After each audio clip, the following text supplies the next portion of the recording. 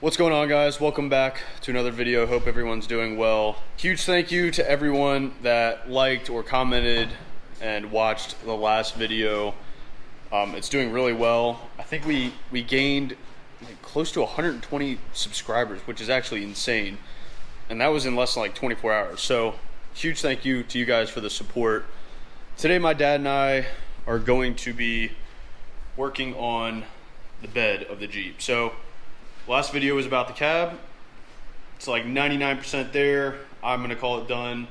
And now we're gonna work on the bed of the Jeep. So we are about to cut this transmission hump out, and we're gonna prep it to put a flat piece of steel there.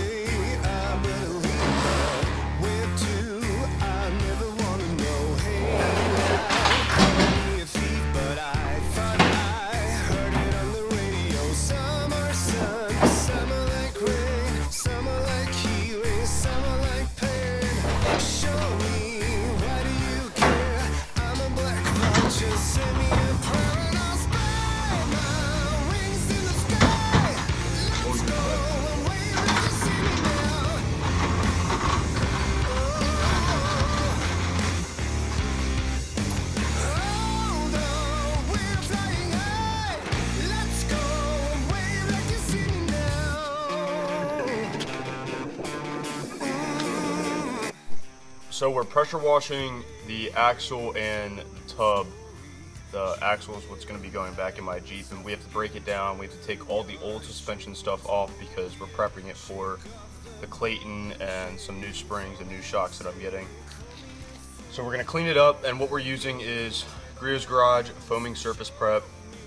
It's a great first layer to apply to a vehicle that's pretty dirty or hasn't been washed in a long time. It's really going to help break up any dirt that's really bonded and stuck onto the surface of the paint. So there's a lot of grease and mud and dirt stuck to my axle and even some on the tub. So we're going to use this as like our initial product to break down all that stuff, just make it easier for us to really clean every inch of that axle.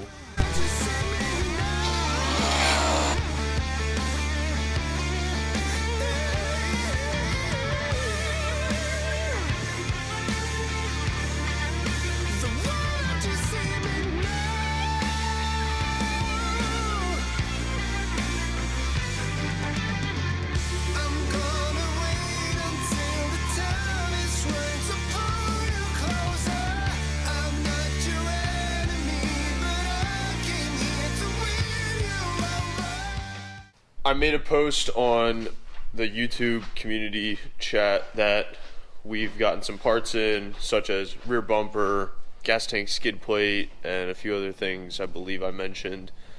And then that we were waiting on a few things. So one of those things came in yesterday, and that's our Fox shocks. So I'm super excited to get these on, and we're still waiting on, these are the rear, we're still waiting on the front, and then we're also waiting on the rock crawler springs, which are apparently like 6 to 7 weeks out, which is really long, but at least we still have springs that we can work with. I don't want to leave this out, and I know it's probably a sensitive topic for some people, but I don't care because this is my channel, I can say it. So what's going on in the world right now, yes, it sucks, but there's people who have to deal with it, and a friend of ours who is like a brother to us, who we camp with and wheel with, is dealing with that stuff right now. He's overseas. So to everyone that's a veteran, or if you're currently in the service, thank you for your service.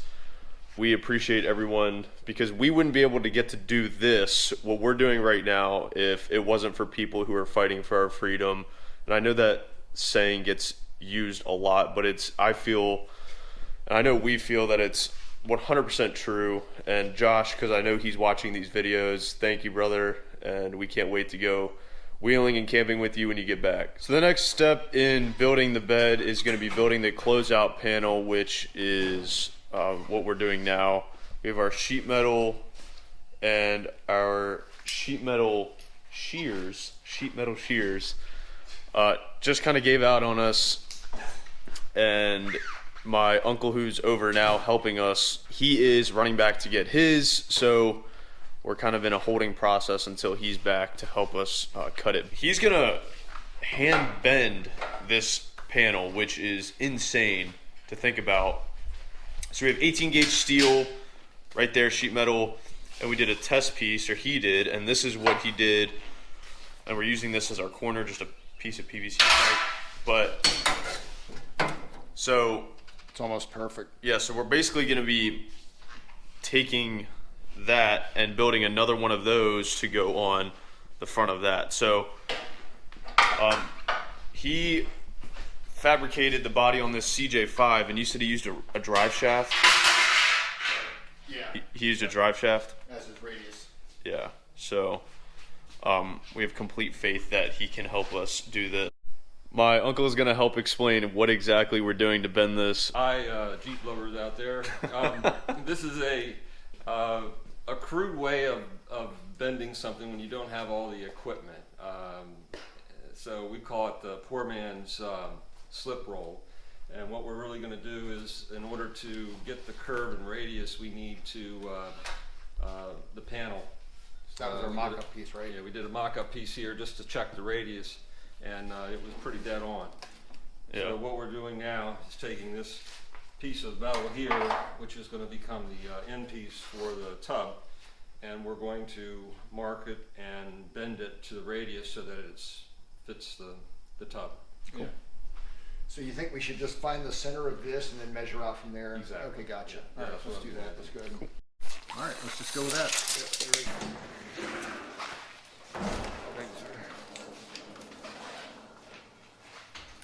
This is how I make sure it's square. By doing what? Because when you use the T-square on here, Oh, yeah. you're just confirming it's square. Kind of a taco.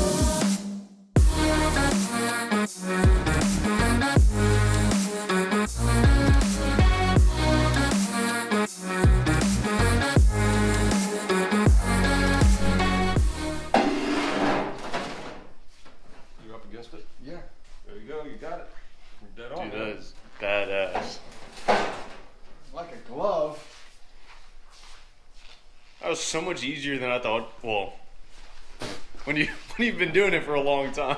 So You all can do it. so you did this on the CJ5 with 16 gauge? Yes. I don't know how you did But that. I mean, he said it was with a drive shaft that you rolled it over. Yeah, but by But yourself. yeah, but there's no. Yeah, but this was flexing a lot. Yeah, but Yeah. But do you think if we had a piece of steel tubing that was that big, it would have been a little bit easier because it didn't have give? No, not bless you. Not really. I mean, I was trying to find something diameter wise that was close. this I is had- actually I had- collapsing a little bit Yeah, too. I know, which is fine. Yeah. The metal's going to bend no matter what. Right. So. Cool. That's Nice. awesome. If you were amazed by how easy he made that look, we were too, because this is 18 gauge. I think I already said that. Whereas what we used for that is 16 gauge. So some of the other stuff we were trying to bend was a lot thicker and made it a lot more difficult to bend, and he bent this 18 gauge like it was nothing. It looks really good. I mean, this is the piece right here. We already mocked it up to the bed, and this was a huge hurdle for us to get over in terms of completing the bed. So we have a couple more things we have to cut on the bed, which shouldn't take long, and that'll allow us to then bring this piece up, kind of butt it up against here. Thank you again to my Uncle Randy, who takes some time out of his day to come by and help us with this. So we would not be this far along if it wasn't for him helping us. Our next plan of action is going to be cutting right here. So we're going to cut this piece where you see this line. That is going to allow us to take that closeout panel and move it forward more. And it's going to be able to rest on this. So we're going to leave more of this on here overhanging and cut this itself back. So it'll kind of leave, we basically want to make sure we have enough of the flat area for the floor that that closeout panel is able to meet it, and we don't come up short. So we're going to remove this, and that closeout panel is going to be able to cover this whole section, so we're not worried about removing too much of this structure piece right here.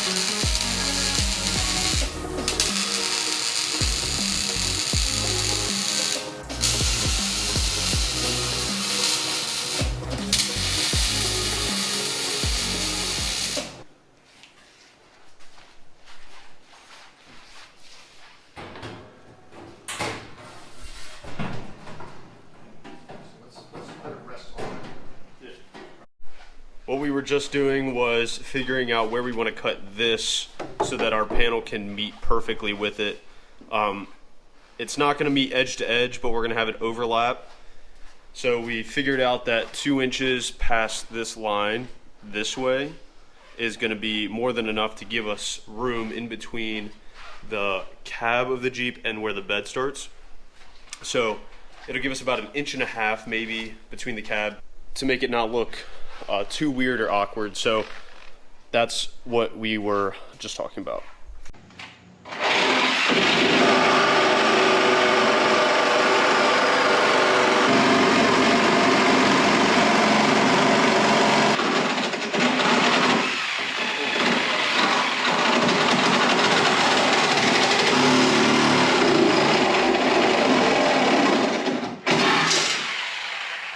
Contour that and shape it. So we got the front lip of that piece, or the bed, cut, trimmed down, so nice and smooth, ready to be welded.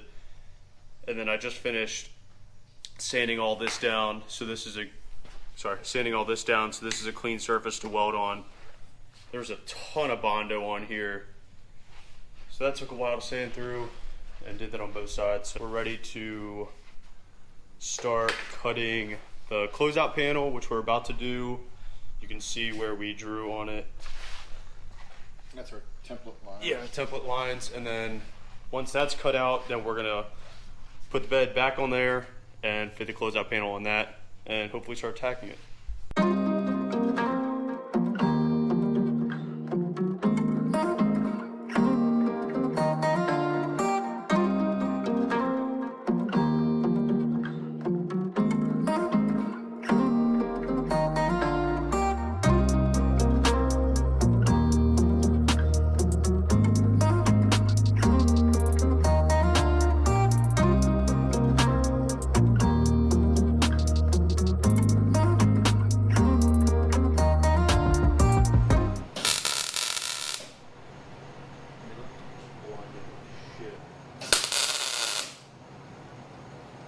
Is the mask working? Yes. Okay.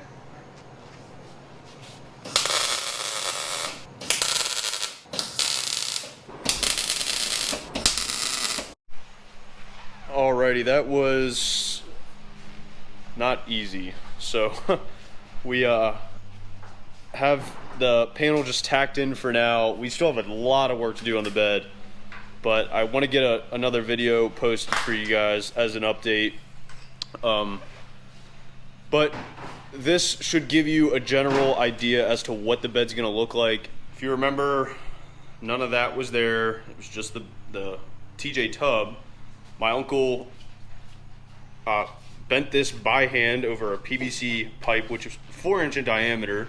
Yep, all freehand. Yeah, freehand. Gave us a beautiful turn here that matches the radius of the TJ tub perfect. So yeah, this is on. We added these 2 pieces of steel tubing for rigidity and support, so this doesn't flex while we're kind of trying to mount it. Temporary. Yeah, but we still have our flat piece to add. This bar was also used for rigidity. That's going to come out. Flat piece is going to get added. We're going to add steel, close up all the gaps, and all that good stuff. I mean, this is beautiful. I'm Freehand. so happy with how this is turning out. This is so much cooler than I expected. So, but this is, you can see the gap here. I think that's where I'm going to end today's video. If you watched all the way to the end, I appreciate it. Thank you very much. If you enjoyed the video, maybe give it a thumbs up. And if you want to see more, hit that subscribe button. I have another video planned for probably early this week coming up. So today's Saturday and I'm posting this video today. But I have another video for you guys. Doesn't have to really do with the Krute build. It's something that's going to be a part of the build.